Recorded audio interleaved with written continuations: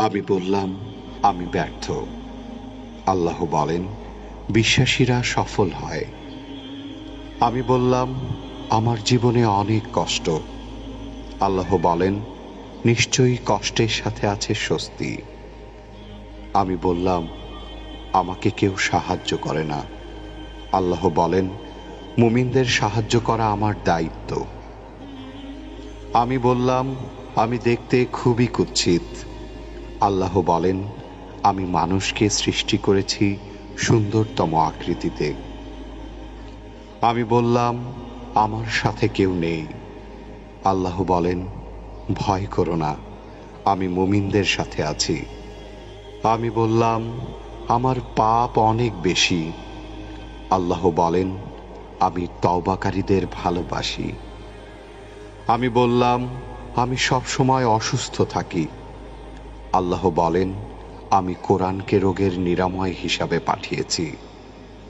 আমি বললাম, এই দুনিয়া আমার ভালো লাগে না।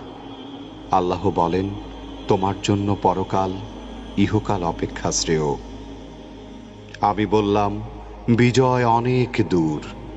আল্লাহ বলেন, আমার সাহায্য একান্তই নিকটবর্তী। আমি বললাম, আমার জীবনে খুশি নেই। আল্লাহ বলেন, শীঘ্রই তোমার রব তোমাকে এত দেবেন যে তুমি খুশি হয়ে যাবে। আমি বললাম, আমি সব সময় হতাশ। আল্লাহ বলেন, আর তোমরা নিরাশ হও না এবং দুঃখ করো না।